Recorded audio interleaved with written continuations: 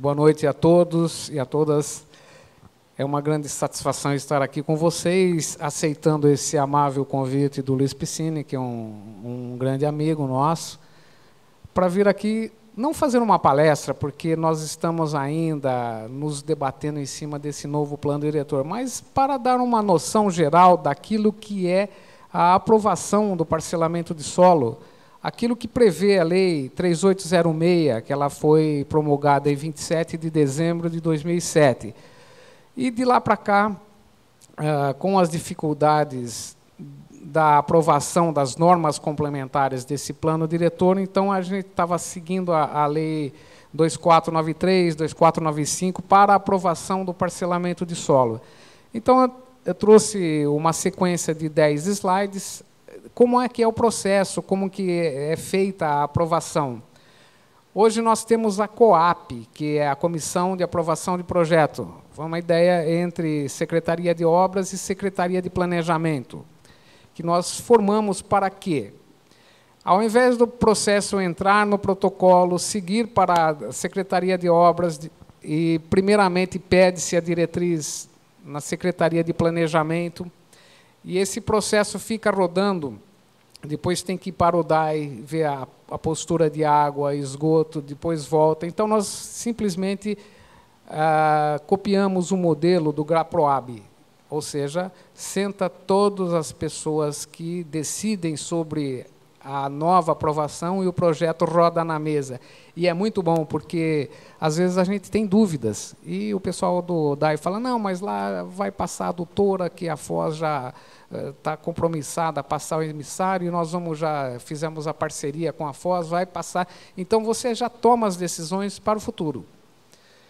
E a nossa meta é transformar Rio Claro numa cidade mais aprazível. Nós chegamos a ser o 12º município mais desenvolvido do país, e nós queremos retomar essa posição. Nós chegamos a ser a primeira cidade do estado de São Paulo a ter energia elétrica. A primeira foi Queluz, no Rio de Janeiro, e a segunda foi Rio Claro. Foi a mesma companhia que instalou no Rio de Janeiro, veio instalar luz elétrica em Rio Claro, porque Rio Claro é um entroncamento de ferrovia. Tinha um padrão de vida mais ou menos baseado nos ingleses, que eram os gestores da antiga Companhia Paulista de Estradas de Ferro. E essa tradição, então, está arraigada nesse povo de Rio Claro, que eu amo bastante essa cidade. Eu, apesar de ter nascido em Marília, Luiz, o meu bisavô tinha chácara ali, onde hoje eu estou alargando a Avenida 32, derrubei a casa onde meu pai morava. Ele ficou meio magoado, mas tudo bem, tem que alargar a Avenida 32. Meus filhos nasceram em Rio Claro, casei-me em Rio Claro, e minha neta também nasceu em Rio Claro aqui, está ali a nossa querida companheira Bianchini, que faz parte também, a tia da Valentina. Então, nós vamos passar a seguir como é que é o processo de parcelamento de solo. Nós temos modalidades de parcelamento de solo. Nós temos aprovação de loteamentos, que é uma modalidade.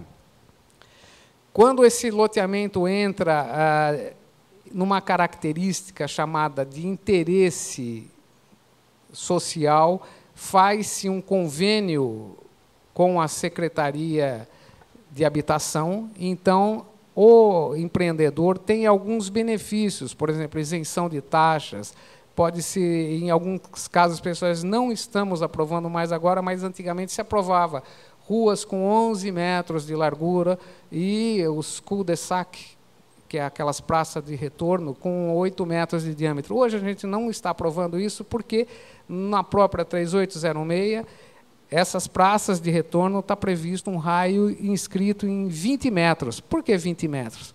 Porque qualquer carreta que vai entregar tijolo, areia, material de construção, entra num desses condomínios populares ou loteamentos e depois não tem como fazer o retorno. É o caso do Bosques de Rio Claro, que a gente teve que pedir para que o loteador refizesse toda a pavimentação asfáltica, porque o caminhão não virava, e quando virava, arrebentava as calçadas. Essa Lei 3806 também prevê algumas modificações, por exemplo, calçadas de 3 metros de largura. A nossa tradição de Rio Claro era que calçadas tinha Ali na 32 tem 1,40 m, aqui no centro tem 2 metros e alguns loteamentos mais novos têm 2,5 m. Nós estamos passando para 3 metros, porque exige-se, todo projeto tem que ter acessibilidade. O pedestre deve ser tratado com respeito. Aonde existem faixa de pedestre pintada, o carro tem a obrigação de parar, e a acessibilidade faz parte desse conforto. Nós estamos introduzindo agora, vamos fazer os primeiros 2 projetos pilotos aqui em frente à Rua 3, Avenida 1, e na Rua 4, Avenida 1, após esse capeamento que está sendo feito aqui. Esse capeamento é um recurso vindo de Brasília a fundo perdido, 3.800.000 para recapear o centro histórico de Rio Claro. Ora, nós não temos muito patrimônio histórico, temos um museu, tem o Museu do Horto Florestal, tem a Igreja Matriz, enfim, esse dinheiro veio a fundo perdido. Nós temos mais é que pegar esse dinheiro e beneficiar a comunidade. Esse novo conceito de passagem de pedestres, ao invés do pedestre descer, faz-se aquelas rampas de descida, atravessa a rua e depois a rampa de subida. Não, nós vamos fazer a calçada elevada. Então, o carro tem que subir uma rampa, 5 metros de largura, e depois ele desce. Isso tem umas normas feitas pela USP, foi introduzida, chama-se Traffic Calming. É um controlador de fluxo de veículos, e ele simplesmente dá um conforto para o pedestre, e para quem vem em alta velocidade, ele tem que reduzir, porque trata-se de uma lombada longa, porém não dá aquele solavanco e os perigos de acidentes, que o promotor pediu que se retirasse quase que todas as lombadas da nossa cidade. Então, é um conceito novo, foi implantado no aeroporto de Congonhas, e Poços de Caldas foi uma das pioneiras a introduzir esse tipo de calçada elevada. E nós vamos fazer esse ensaio aqui. Então, vamos passando à frente, eu tenho, acho que 50 minutos para fazer essa apresentação. A Lei 3806 prevê, o indivíduo entra com o requerimento solicitando diretriz na prefeitura, ou seja, o que ele pode fazer em determinado terreno na zona urbana. Aí o interessado informa que a gleba referida está registrada em tal cartório de Rio Claro, e a intenção dele, ele vai implantar um loteamento, como poderia ser, eu vou implantar uma vila, vila é até 6.000 metros, são construções onde já existe um sistema viário implantado, onde a terra, os lotes, já pagaram as contribuições em área verde e área institucional. Então, não há necessidade de se deixar novas áreas verdes, novas áreas institucionais, como a gente vai ver à frente em condomínios e loteamento. Então, a intenção desse indivíduo aqui era implantar um loteamento, está localizado em área urbana, conforme os limites, assim, vai, tal. A Lei 3806 fala no seu artigo 31, o parcelamento do solo para fins urbanos deverá respeitar os seguintes princípios.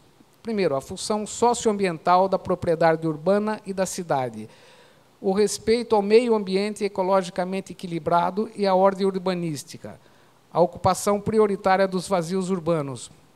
Aí tem esse parágrafo único. O parcelamento de solo para fins urbanos só será permitido dentro do perímetro urbano e em glebas situadas até 500 metros do sistema de transporte coletivo urbano e onde existe os seguintes melhoramentos: rede de água, coleta de esgoto, energia elétrica e rede viária pavimentada.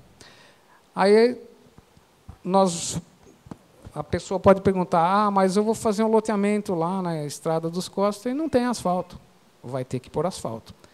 Mas não tem, o DAI informa nas suas diretrizes que não tem água suficiente. Vai ter que o loteador custear esses benefícios de água e esgoto. porque o DAI emite essa certidão que tem que ser comprovada, porque depois o GRAPROAB, lá em São Paulo, vai pedir. E também a gente está pedindo que se faça a pavimentação de calçada, porque o que acontece em muitos loteamentos é que se faz todas as benfeitorias, energia elétrica, pavimentação asfáltica, porque na hora da venda vocês sabem que é uma cartada ter pavimento asfáltico. O lote que não tem guia e sarjeta, ele não tem alinhamento definido, ele não está consolidada a sua localização, e normalmente quem geralmente decide pela compra do imóvel sempre é a mulher. O homem está preocupado com o bolso, não é, Piscine? Chega lá, a mulher fala, mas eu estou pisando no barro aqui e tal. Normalmente não é agradável, poeira. E o asfalto, eu costumo até dizer que onde tem guia e sarjeta, é slogan da minha empresa, a gente fala aqui, pode ter a casa mais bonita, no bairro mais bonito, mas se não tiver asfalto, está vestido de smoking com o pé no chão. Então, não tem conotação de mercado se o asfalto é uma benfeitoria exigida. E, além do mais, a gente exige calçadas, porque, normalmente, se asfaltavam os bairros e depois largavam o abacaxi para o município, para a prefeitura. A prefeitura tinha que ir lá e, através da lei complementar 020, intimar o proprietário do imóvel, fazer a sapata, depois fazer a calçada. Conclusão, nós estamos com quase 3.000 imóveis sem calçada. E a prefeitura não tem dinheiro para isso. Mal dá para pagar as contas que se arrecada. O bolo do município, a arrecadação prevista para 2012 vai ser de 576 milhões. Vocês falam, nossa, quanto dinheiro. Porém, 25% é para a educação. Nós estamos enviando 22% para a saúde, porque a federação e o Estado estão empurrando todos os seus encargos de segurança para os municípios. Então, o que resta é dividir essa fatia de bolo para as outras 21 secretarias. E então, a Secretaria de Obras tem uma receita de 46 milhões de reais. Porém, tem pavimentação de bairros, tem manutenção de asfalto, galerias, e etc, etc. Nós não podemos tirar do munícipe e fazer a calçada, depois enviar a cobrança para quem, às vezes, mora em São Paulo ou mora fora, e aí, então, fica dificultoso o pedestre andar em cima das calçadas e vão reclamar com o promotor. Aí, o que o promotor faz? Ministério Público manda intimação para a prefeitura para que a gente execute essa obra. Mas nós não temos verba, não adianta pendurar eu de ponta cabeça e falar, me dá 500 mil reais. Eu não vou morrer. Não tem. Então, é obrigação do empreendedor vender o lote pronto, ou seja, vocês vão ter que, se tivesse uma fábrica de carro, fabricar o carro e pôr ele para rodar. Não adianta falar, não, vou fabricar o carro, mas vou ficar te devendo as rodas. E, fazendo um paralelo, o loteador, o empreendedor, ele é o fabricante de lotes, assim como a fábrica de automóveis faz os veículos e põe para rodar, vai até a agência, vocês compram um veículo, tem uma nota fiscal, pega essa nota fiscal, vai no despachante e depois, então, ele é registrado na Ciretran. A mesma coisa acontece com o lote. Faz-se o lote, registra-se no cartório, ou seja, nasceu o lote. Aí ele tem uma identidade, ele tem uma procedência, ele tem, digamos, uma chapa, ele tem um número. Porque, enquanto não está registrado em cartório, a Lei 6766 prevê que é crime contra a comunidade efetuar uma venda, mesmo que seja num papel de padaria, uma intenção de venda de lote. Então, ele tem que estar registrado. E, para que esse loteamento seja registrado, ele tem que estar com todas as benfeitorias. Aí vai para o GRAPROAB, em São Paulo, Secretaria da Habitação analisa, a CETESB aqui em Piracicaba analisa também se não está agredindo o meio ambiente, se está todo em conforme com a postura do meio ambiente. Hoje, o meio ambiente é uma palavra muito interessante. Se vocês tiverem pergunta, pode perguntar, porque senão a gente vai, digamos assim, ficar só um falando. E alguém tem alguma pergunta? Por enquanto não, tá bom. Aí, o que acontece? Então, esse lote não será permitido o parcelamento de solo para fim urbano na zona rural. E aí, então, a diretriz vai falar se ele está dentro da zona rural ou não. Nós temos casos em que a pessoa tenta colocar loteamentos em zona rural. Aí, então, é um loteamento de chácaras. Não pode ser aprovado. Não se admite o parcelamento para solo de fins urbanos e locais alagadiços, aonde que o rio transborda, vai ter um mapa da Cepladema que ele vai lá, o Gabriel vai lá e mede até onde vai a inundação. A partir desse ponto tem que se deixar uma faixa de 30 metros de recuo. Ou que tenha sido aterrados com material nocivo à saúde pública. Nós temos um caso aqui, na divisa de Rio Claro, Santa Gertrudes, que fez um loteamento e embaixo, terreno totalmente contaminado, a área, o jardim público. Então, o loteador vai ter que indenizar o município novamente, dar uma outra área verde, e os lotes contaminados que tinham materiais pesados, chumbo, radioativo, vão ter que ser trocados. Inclusive, o DAI não aprovou, porque não tem adutora. A adutora vai ter que sair aqui do shopping e levar água até próximo Santa Gertrudes. E eles estavam usando água do loteamento vizinho. Porém, o loteamento vizinho também tem algum problema de contaminação, e então estão gastando uma grana alta para fazer a manutenção e a descontaminação dessa água para que ela se torne potável. Aonde que tem problemas também, olha, deslizamento de terras. Nós já vimos aí o ano passado, o ano retrasado, quando chove muito, vários loteamentos virem abaixo. Teve um caso em São Paulo que era o lixão lá, não sei se vocês lembram desse caso, rodou tudo. E aonde tem perigo de quedas de barreira, também não se aprova. Então, às vezes, a gente passa a ser, digamos assim, intransigente, mas tem que ser cumprida a lei. Um outro item importante também é que o transporte coletivo esteja próximo, seja atendido. Nós tivemos um caso lá, Jardim Novo 1, que não tinha ônibus, então tivemos que estender o ônibus para lá, para poder atender aquela comunidade.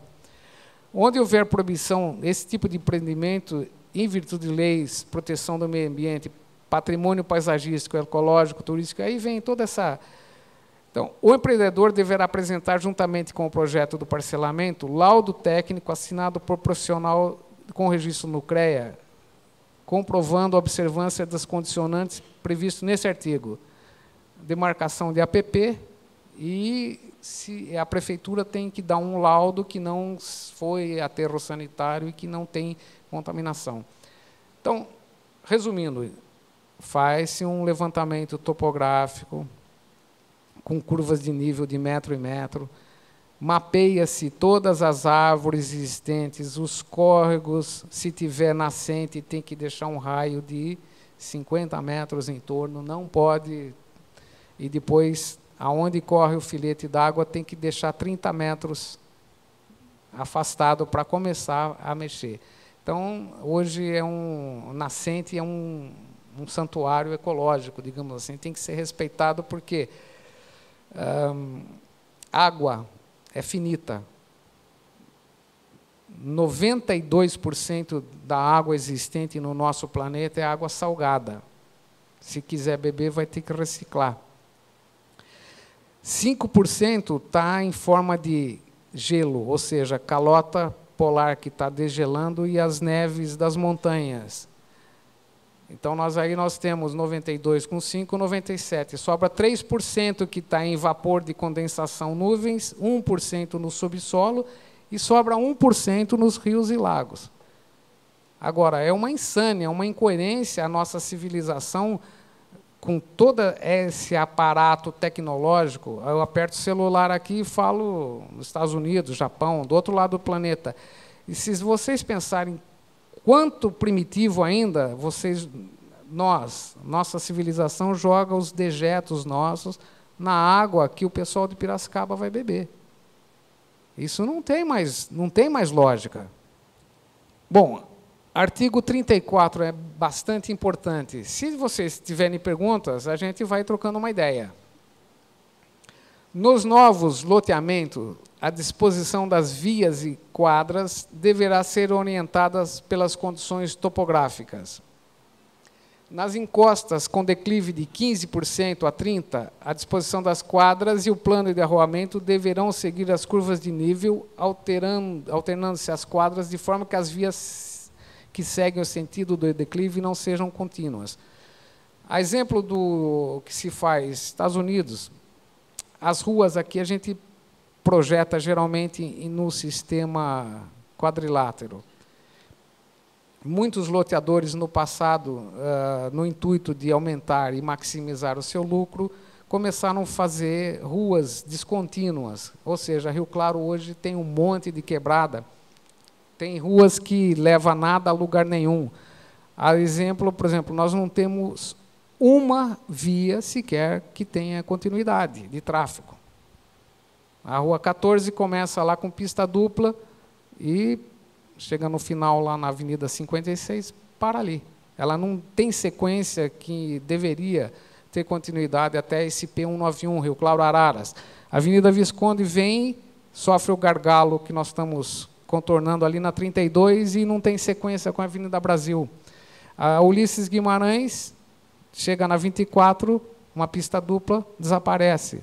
Nós vamos dar continuidade com a Avenida Judiciária agora e ligar com o anel viário até o São Miguel. Porém, é cheio de... Por quê? Porque o loteador não visava o bem-estar coletivo. E hoje a gente prima muito para a continuidade das vias. Uma via tem que ser sequência da outra que vem vindo.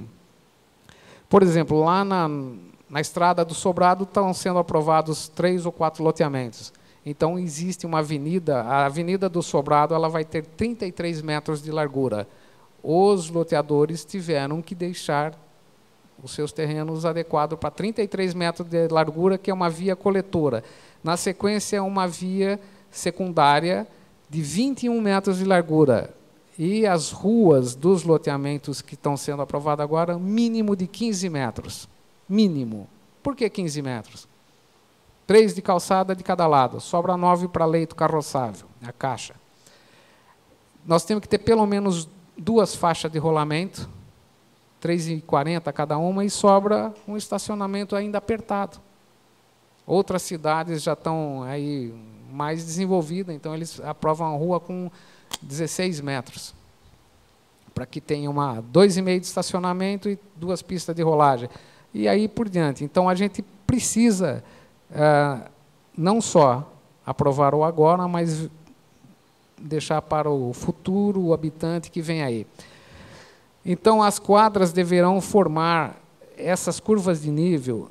As ruas, não tem importância fazer S, todo mundo quer fazer cortando e aí fica o loteamento numa subida ou descida. Então, o ideal seria que se aproveitasse as curvas para fazer as ruas, como é nos Estados Unidos. Então, a parte daqui tem caída para baixo e a rua de cima, ele vai ter que nivelar o terreno para escoar água para a frente.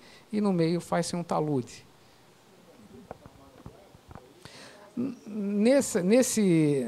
O que nós estamos planejando é o seguinte, nós estamos planejando a malha viária do município, porque o que aconteceu?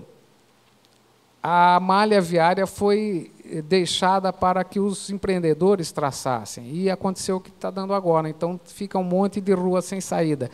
Nós vamos traçar as avenidas coletoras principais, inclusive na zona oeste, a expansão de Rio Claro vai ser para lá. Nós vamos traçar avenidas a 500 metros da Rio Claro Piracicaba, avenida com 100 metros de largura. Tudo isso? É. vai ter condição de ter ônibus, vai ter ciclofaixa, vai ter avenida marginal para o futuro polo industrial, que poderá ser instalado ao longo de onde já existe alguma rodovia. Então, a gente tem que aproveitar e seguir o exemplo dos Estados Unidos e esses países que estão na engenharia de tráfego já bem avançado. Eu morei no Texas, morei em Austin, e eles primeiro pavimentam uma estrada, fala, poxa, mas não tem ninguém. Aí você volta lá depois de 10 anos, todo mundo construiu ao longo dessa rodovia, porque tem acesso fácil e a cidade vai se espraiando. Então, eles traçam primeiro a malha viária. Foi o que aconteceu nas grandes cidades. Primeiro traça-se uma malha viária, uma avenida coletora principal, um eixo, talvez norte-sul, leste-oeste, e depois vai se traçando inteligentemente uma malha viária para que a coisa não fique aglomerado. Hoje à tarde nós tivemos congestionamento de quase 1 quilômetro dentro do Rio Claro. Por quê? A tendência é aumentar o número de veículos. Nós temos aí cerca de 140 mil veículos, quase um habitante e meio para cada veículo. Moto, deve ter quase 50 mil motos em Rio Claro, quer dizer, uma das cidades que tem mais motos. E bicicleta, se você tromba com bicicleta para outro lado. E a nossa malha viária ela tem uma conformação, uma formação europeia, ou seja, cidades que abria-se a janela, conversava-se com o vizinho. E hoje isso não é mais permitido porque o automóvel faz parte da vida. Todo mundo tem, a família tem marido, mulher, filho, cachorro e o automóvel na garagem. Ou não? É uma moda agora ter cachorro. Inclusive na Argentina, passeador de perro lá está ganhando uma nota. Ele sai com 10, 12 cachorros andando assim e coleta, ganha aí seus $100 por dia. E nós vamos ter que nos adequar ao automóvel. E então essa malha viária é muito importante. Lotes onde a inclinação dá mais do que 15%, ele não pode ter 8 metros de frente, tem que ter 10 metros por causa desse problema de terraplenagem. Então nós devemos sempre jogar a água para a frente do lote. A lei 6766 prevê que pode ser jogada quando não existe outra saída, a água é conduzida para o vizinho de baixo. Porém, ele tem que arcar com os custos de saída de água pluvial para a rua de baixo. Continuando.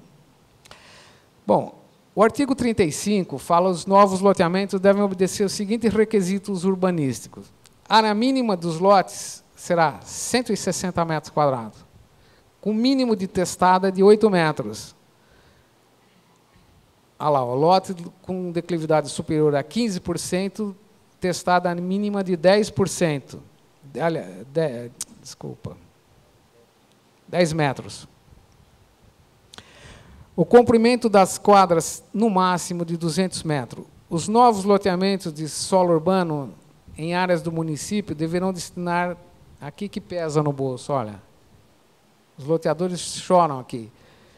15% da área total da gleba em institucional público, equipamentos comunitários, com exceção de parcelamento para solos de fins industriais, quando regulamentado por lei específica. Então, o loteador hoje tem que deixar, no mínimo, 15% de área institucional, que são essas áreas para implantação de creche, pronto-socorro, pode ser, inclusive, essa área transformada em parque. É um uso público. Além de 10% de área de lazer, área verde. Então, só aí são 25%. Dificilmente se consegue uma malha viária com menos de 20%. Então, são mais 20%, 45%. Se tiver área de proteção ambiental, todos sabem que é área de proteção ambiental? Por exemplo, aqui, olha, na Vila Paulista, ao longo do Ribeirão Claro, tem uma APP, Área de Proteção Ambiental, aonde o rio alaga, mais 30% não pode se fazer nada. Se for fazer um loteamento ali, essa área ela não entra no cômputo desses 15%. Primeiro, por exemplo, eu tenho 100 mil metros, vou lotear 100 mil metros, eu tenho 20 mil metros de APP, eu dos 100 mil eu tiro os 20 mil, sobra 80. Em cima dos 80 eu calculo os 15% de área institucional e mais 10% de área verde. Há a região que o CETESB pede mais 10%, aí vai para 20%. Sendo que essa APP o CETESB aceita como sendo área verde. Então, muita gente às vezes calcula os 15% na gleba bruta, aí está perdendo dinheiro aí. A gente, pois não.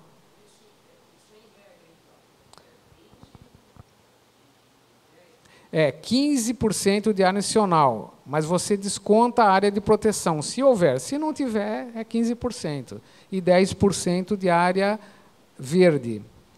Aí, o que eles estão pedindo ali? Na parte empresarial, então eu vou montar um loteamento empresarial ali na Avenida Potencial.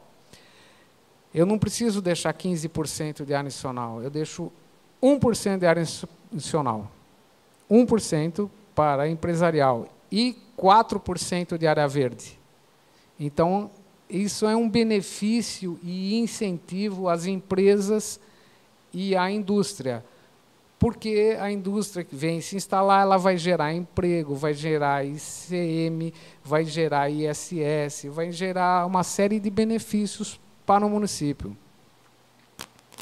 Então, essa lei dá essa colher de chá para as empresas. E nós estamos também procurando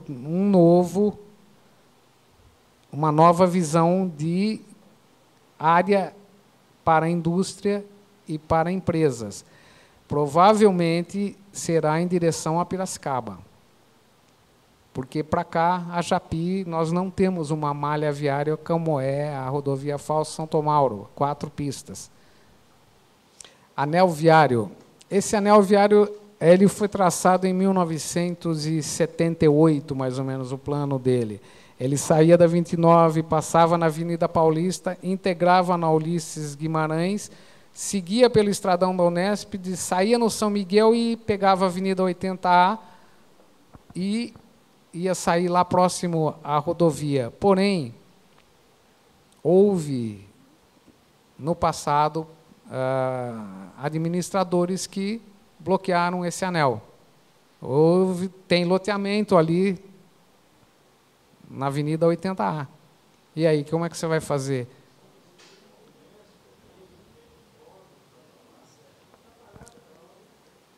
Na Unesp, nós já temos o dinheiro em caixa, 4.200.000. O projeto, estava até comentando com o Luiz Piscini, um projeto de primeiro mundo. Nós fizemos uma avenida com 37 metros de largura, 4 pistas de rolamento, canteiro central, iluminação solar, com iluminação de LED, porque o LED ele tem uma capacidade de iluminar quase que 2 vezes mais o vapor de mercúrio. Nós vamos ter as baias por ônibus, passagem de pedestres elevada e a outra 45 graus, porque o pedestre vai passar aqui, quando chega aqui ele tem que virar 45 graus e olhar para quem vem do outro lado, com aquelas botoeiras de mão. Então, esse anel viário da Unesp... Como? Não, o anel viário vai integrar com a Ulisses Guimarães e vai sair no São Miguel. E aí nós vamos terminar de fazer ele integrar com a Avenida dos Estudantes para sair para Araras. É o que a gente pode fazer com 4.200.000, que já está hoje na Caixa Econômica esse dinheiro depositado. Nós estamos só em fase final de projeto. Vai ter baia para ônibus, ciclofaixa dos 2 lados, canteiro e calçada com 3 metros, com 1 metro de permeabilidade, ou seja, a calçada é gramada, porque a lei prevê isso aí. 1/3 da calçada pode ser e deverá ser em área permeável. Geralmente planta-se grama esmeralda, que não tem poda, não tem problema de manutenção. Ela é cara na implantação, mas depois dá assim, um retorno muito bom. E aí, então, nós vamos continuando os 10% da área de lazer e área verde. E nos casos em que a gleba indicada apresentar ocorrência, nós já falamos que ela poderá ser abatida. Os lotes não poderão ser confinantes com área de preservação permanente, com faixas não edificantes de qualquer espécie com sistema de área verde ou mesmo pelo sistema viário. O que significa isso?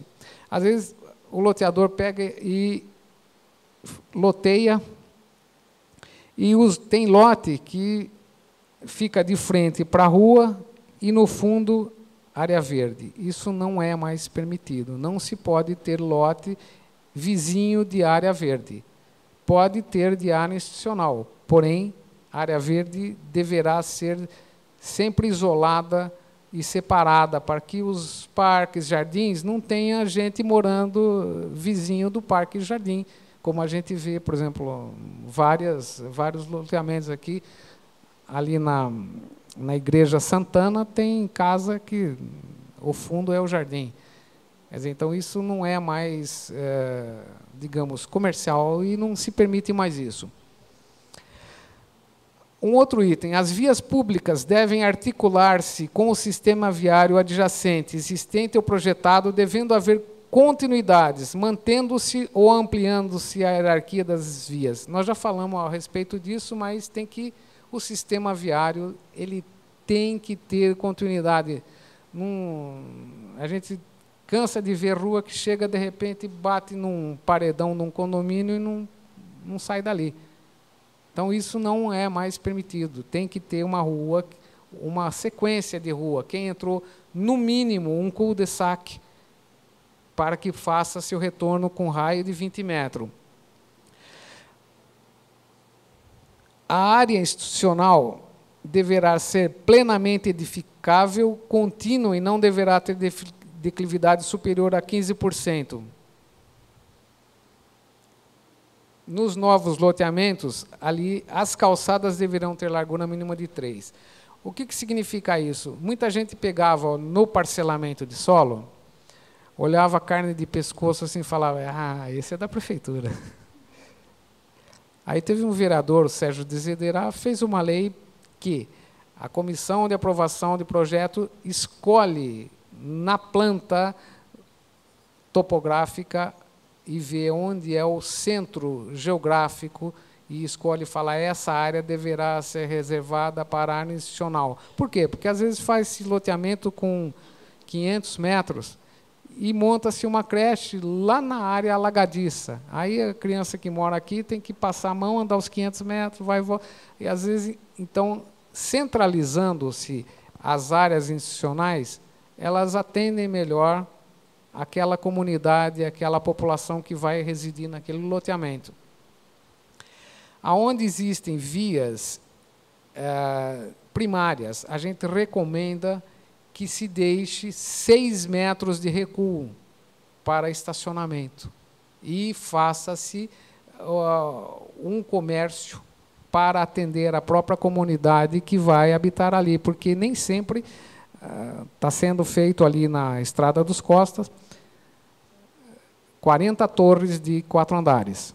São 640 lotes, e embaixo, na sequência, mais 116 lotes. São 756. Em frente, mais 313. Praticamente 1.000 famílias.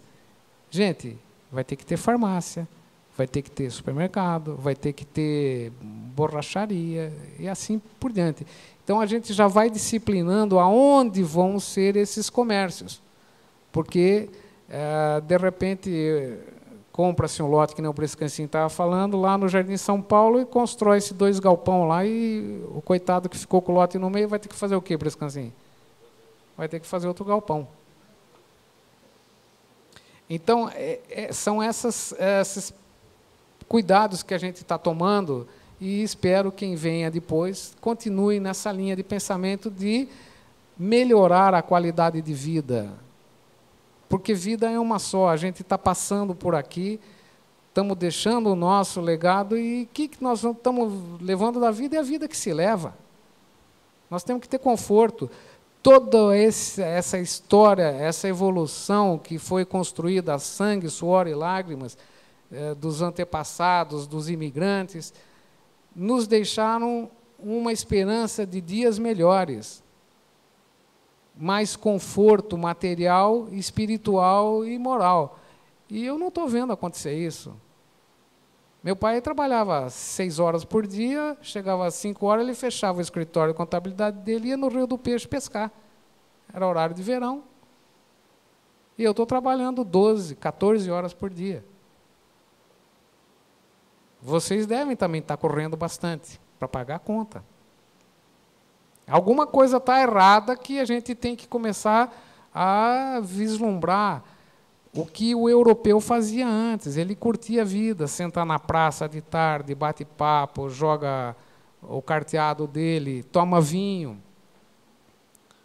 A comunidade se reúne nas calçadas, nas ruas. O outro vai lá, toca violino. Quer dizer, não tem, está muito calor, cria-se uma fonte para refrigerar aquele pedaço.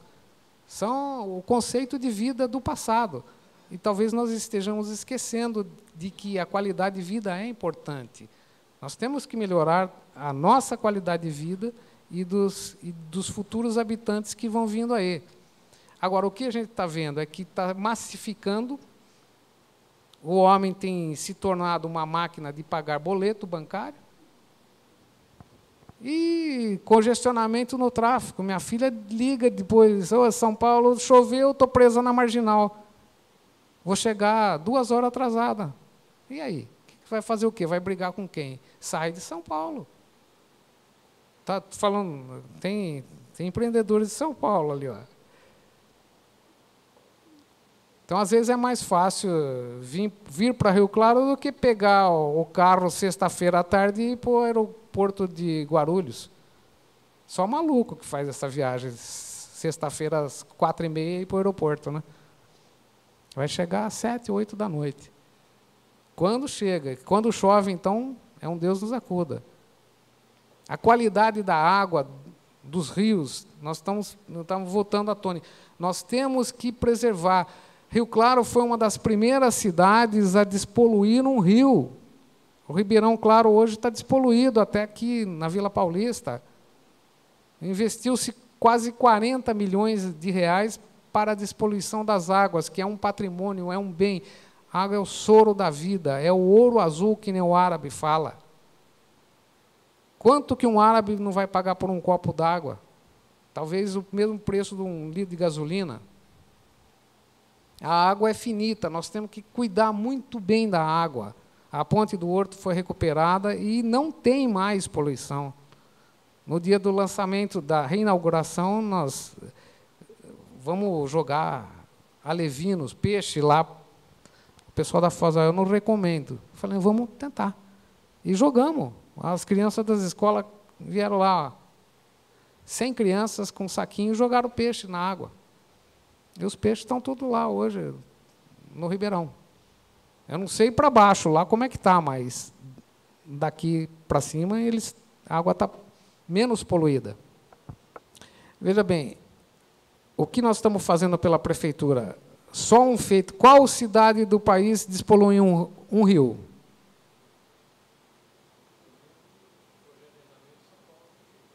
O Tietê ainda é um projeto ainda a longo tempo. Eu não tenho coragem de tomar uma água do Tietê. Porém, se me falar, vai ali no córrego Lava-Pés, provavelmente dá para se arriscar. Nós despoluímos o córrego Lava-Pés e, na sequência, o Ribeirão Claro, até o Jardim Conduta, está totalmente, vamos falar, 98% despoluído sem esgoto. Isso é um pioneirismo de Rio Claro, não é valor nosso, mas é da nossa comunidade, na nossa consciência ecológica. Nós temos 982 alqueires de floresta. Isso é uma coisa que vai ser o futuro, que vai trazer arrecadação de turismo para Rio Claro.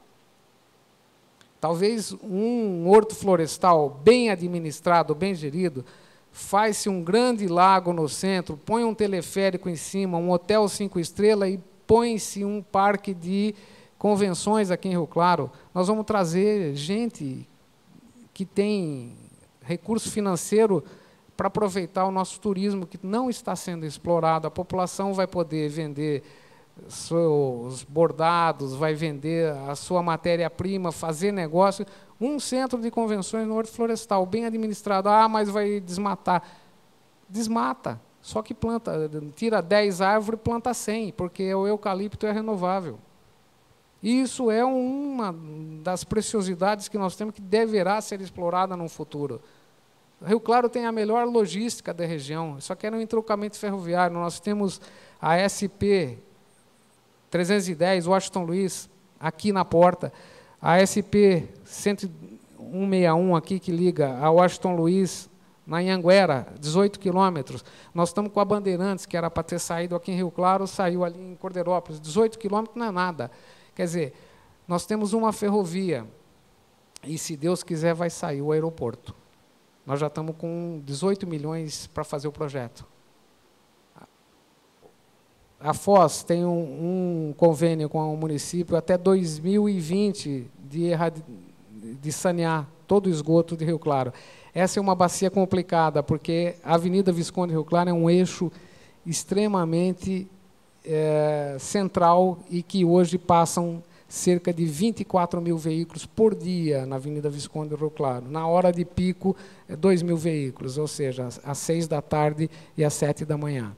Então, para abrir a Visconde do Rio Claro, você vai ter que abrir uma parte, e depois abrir a outra, e depois interceptar todos os esgotos clandestinos que geram o mau cheiro que alguém reclamou aqui, na Avenida Visconde. Então, o córrego da Servidão, do Lago Azul até para baixo, ele recebe esgoto clandestino, sim. Então, precisa passar um novo emissário, e o que está clandestino corta e liga no emissário. O emissário caminha margeando o córrego da Servidão e não joga mais esgoto, e sim água corrente. E isso vai ser tratado lá na estação do Jardim Novo, toda essa bacia. A inunda, ou seja, provavelmente, quando construíram essa galeria, teve um gargalo ali na Escola Caracu, porque o prefeito da época era dono da Escola Caracu, então ele diminuiu para não entrar na indústria dele, então houve um estrangulamento na galeria. Isso a gente tem o mapeamento todo da galeria, e vai ter que se fazer uma nova galeria ali. Todo esse talveg do córrego da Servidão, as águas caem de cima lá da Santa Cruz para o talveg. Talveg é uma palavra que vem do alemão, que significa para onde correm as águas. Então, por exemplo, da estação, da linha do trem para baixo, é o talveg do córrego da Servidão e o talveg do Ribeirão Claro. Nessa parte é o córrego da Servidão, e depois da 14 é o córrego Venzio, que junta com o córrego da Servidão, que vai juntar com o Ribeirão Claro e Corumbataí, lá na usina da antiga Electro. Nós estamos fazendo, então, um manejo, um planejamento de águas pluviais, porque é muito importante não haver mais enchente. Então, até estava comentando com o Luiz Pessini, toda a água que vem da Avenida Brasil, ela vem, às vezes, lá da Tigre, vem caminhando, caminhando, caminhando, chega ali, ela tem bocas de lobo que jogam, aonde tem a Auenskorn, ela joga lá para o rio Corumbataí. Da Auenskorn até o Corpo de Bombeiro, cai tudo para o Lago Azul. Aí transborda o Lago Azul, consequentemente, inunda o teatro que foi enterrado, e vaza para a Avenida Visconde do Rio Claro. Chega aqui na Washington Luiz, só tinha um túnel, uma passagem, transbordava ali, o córrego Venzio que vem lá do Jardim São Paulo, corrobora, enche mais ainda, e chegou a morrer uma pessoa o ano de 2010. Foi daí que a gente alavancou e conseguimos, junto ao Artesp, 2 túneis, que hoje está passando 4,60 metros, 2 túneis passa embaixo da rodovia, e mais o reforço do outro. Então, não vai ter mais enchente. E lá embaixo o problema todo da briga do município com as Centrovias é porque um fala, você que jogou água. Não, mas a água sempre choveu e a água foi para o córrego. Não, mas você que jogou. E o problema não era as Centrovias, era a barragem da ferrovia, porque nós temos uma ferrovia, novo traçado, com apenas uma saída. 2 quilômetros de barragem com 15 metros de altura, e o povo não enxergava que tem uma barragem. Ora, como é que você vai esgotar a água de uma piscina com uma mangueira de jardim? Vai inundar tudo. Então, hoje, nós conseguimos essa verba em Brasília, R$19.593.000, e o túnel liner está pronto. 4,80 metros, passa uma Scania dentro. Esperamos que, se Deus quiser, não há mais enchente. Mas vai inundar o Guanabara. Houve um alargamento do rio para 28 metros, e empedrou-se com colchão de pedra, colchão reno, 500 metros para baixo. Então, toda a velocidade da água ela vai ser freada na saída e depois transborda e escoa numa parede, numa muralha de pedra, a exemplo dos rios, o Tames, o Sena, todas as paredes de pedra. E vai para baixo. E o leito lá para baixo é basalto, é uma rocha extremamente dura, que já está no basalto, então não vai ter erosão. E aí vai embora. E o emissário vai continuar por ali, caminhando junto até o Jardim Novo 1. Lá será feito o bombeamento para a nova estação de tratamento, e aí serão feitas 3 estações, da Bacia 12, Bacia 10, e lá na estrada do Sobrado vai ser feita outra estação de tratamento. Então, com isso encerra, e Rio Claro poderá se dizer que 99,5% do esgoto será tratado. Isso é um planejamento, que eu espero que todos os loteadores nos auxiliem a atingir essa meta. Olha, em caso excepcional e com parecer favorável do Conselho de Desenvolvimento, poderá haver descontinuidades nas áreas previstas no montante que ultrapassar 7.000 metros quadrados. Ou seja, quando eu tenho uma área institucional, vou ter que deixar 20.000 metros de área institucional, e você não tem como deixar num bloco único, então, o que passar de 7.000 metros, você pode pôr 7.000 metros aqui e põe 14.000 metros do outro lado, dá 21. Então, é permitido essa flexibilidade, porque senão, às vezes, você também acaba matando o empreendedor. O loteador fica obrigado a projetar, aprovar e executar sistemas estruturais de infiltração, retenção, retardamento, fluxo de águas pluviais, atendendo às especificações. E, ao longo das faixas de domínio público, rodovias, ferrovias, gasodutos, tem que deixar uma faixa não edificante de 30 metros. Não fala, vou deixar a área adicional embaixo da faixa do linhão, onde passa um linhão. Não pode. Passa uma ferrovia, tem que deixar 30 metros para começar a pôr lote. De preferência, põe-se uma via, separando, e depois começa o loteamento. E aí vai começando a ficar coisa interessante. Do parcelamento de interesse social. Artigo 38, entende-se como parcelamento urbano de interesse social aquele vinculado à política municipal de habitação destinada à população de baixa renda, implantado por agentes públicos ou entidade privada sem fins lucrativos autorizados por lei. Isso aqui, olha, é uma coisa que está sendo discutida, porque muitos empreendedores vão lá, firmam um convênio com a Secretaria de Habitação e ganham isenção de taxa, depois ganham todo o cadastro do município para fazer esses lotes de interesse social. E a gente está tentando tirar isso, porque Rio Claro está pegando, digamos, está pegando moda fazer esse interesse social. E eu não sei se isso realmente vai atender os interesses de município. Talvez quem partir para um outro tipo de parcelamento de solo, com uma faixa de 3, ao invés de 3 a 6, partir de 5 a 8, tenha mais sucesso no futuro do que quem entrar nessa linha de 3 a 6. Ou seja, casas de 50, 55 metros quadrados, para ser vendida aí a faixa de quanto, Piscine? R$100 mil.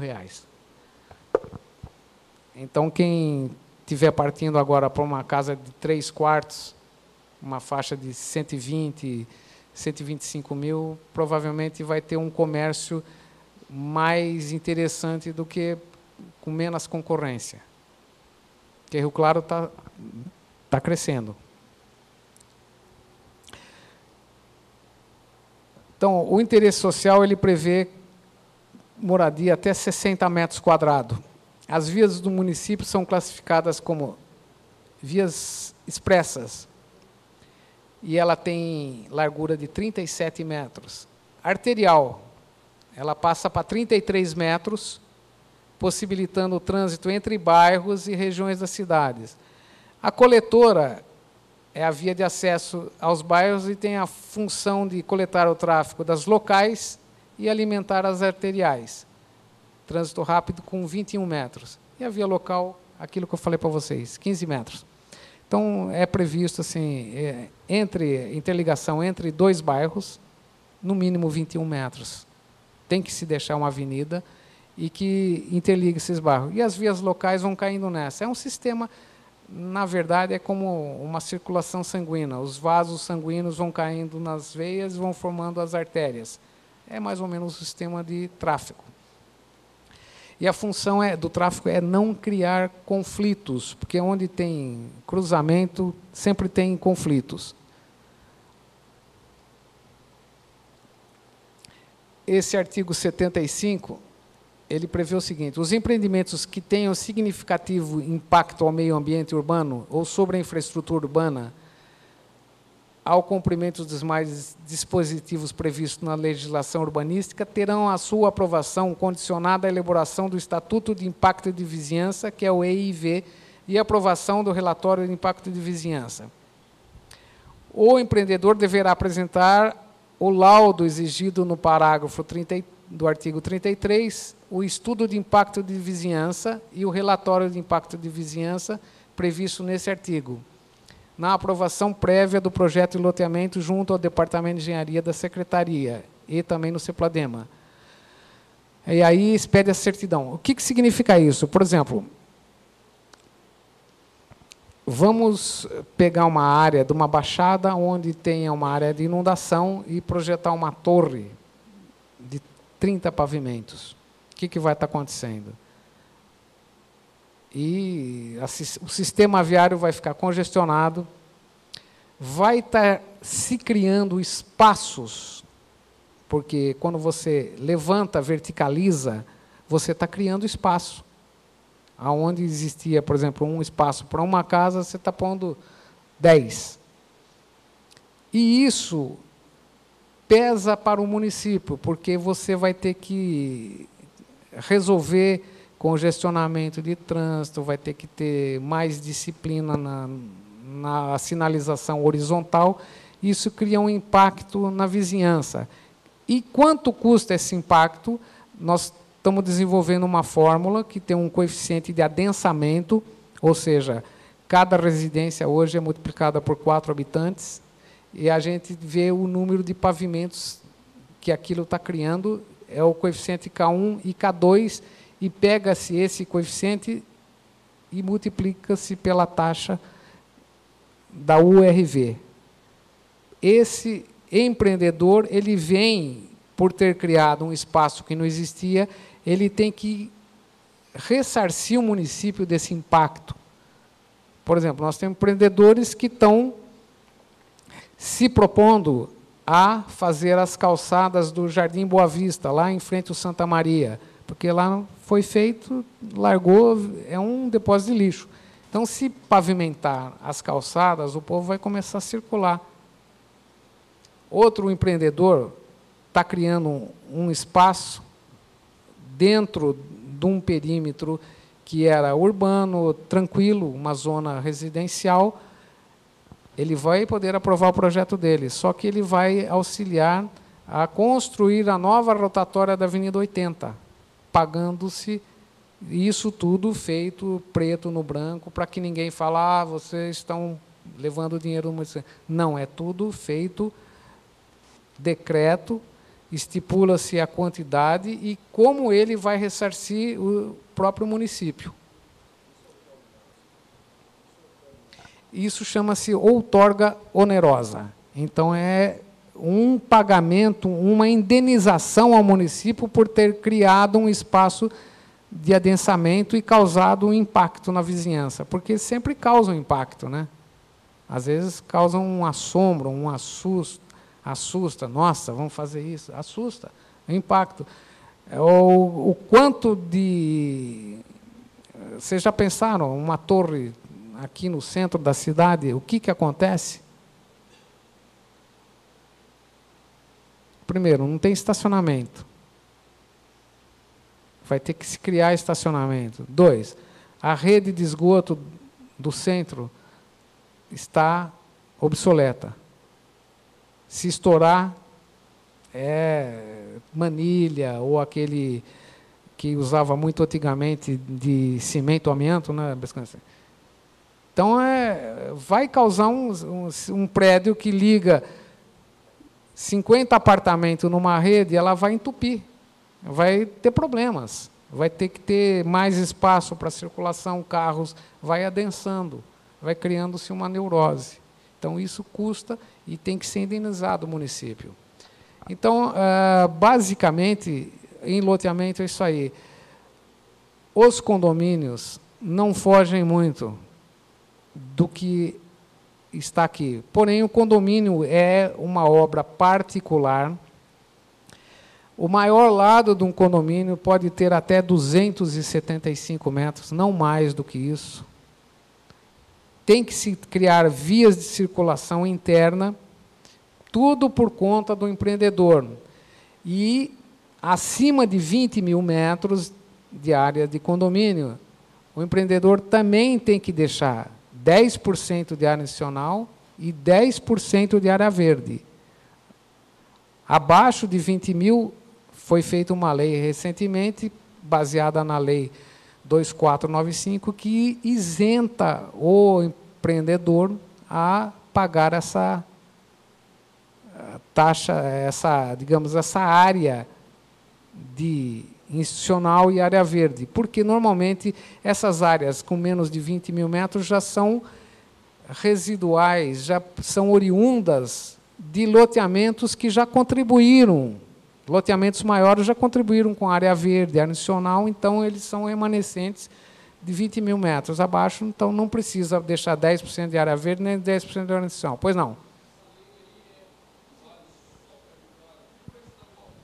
Essa lei é municipal, vale para Rio Claro. Nós temos aí, então, empresários que têm as suas áreas, têm a sua quadra, 1, 2 quadras fechadas, e estão fazendo as suas torres. Então, uma certidão dessa vale por 180 dias. E nesse espaço de 180 dias, então, deve ser elaborado um pré-projeto e dado entrada via protocolo, no mínimo com 4 vias. Fica uma no Departamento de Engenharia, uma no CEPLADEMA, devolve-se, e aí está ok? Tá. Então, o empresário entra com mais 6 ou 7 vias, a gente bate um carimbo de visto, aí, então, a certidão já não tem mais, ela deixa de ter significado, ela vale por 180 dias.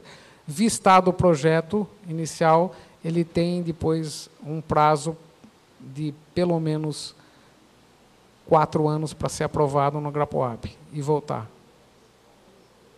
E aí, então, a gente bate o carimbo aprovado definitivo. Só que, para aprovar definitivo, tem que se deixar uma caução com lotes, calcionada, passa-se escritura, a gente faz uma avaliação do lote, quanto será vendido esse lote, 150% em cima, passa essa escritura de calção, o lote passa pertencendo ao município, porque se o empreendedor não cumprir as benfeitorias, a prefeitura tem que vender esses lotes, executar água, luz, esgoto, pavimentação asfáltica, quer dizer, nós vamos virar uma urbanizadora, e não interessa. Então, talvez é mais interessante fazer uma carta de fiança bancária, que é muito mais rápido, não tem esse trâmite de passa lote, registra seu lote e depois volta a devolução da prefeitura para o empreendedor com o alvará, que a gente pede e fala, ó, está tudo ok, o empreendedor cumpriu as suas obrigações, manda para a promotoria, porque senão, se não cumprir as obrigações, o promotor entra com ação em cima do empreendedor, e se a gente não entrar com notificação, ele nos questiona também, a gente passa a ser conivente, então é uma fiscalização rígida, é um fiscalizando o outro. Então, para talvez agilizar esse processo, é interessante uma carta de fiança bancária. Vai-se num banco, Chubes, Bradesco, Itaú, e fala, ó, eu quero uma calção de 300 mil, 1 milhão, 2 milhões, e aí deposita aquilo e executa a benfeitoria.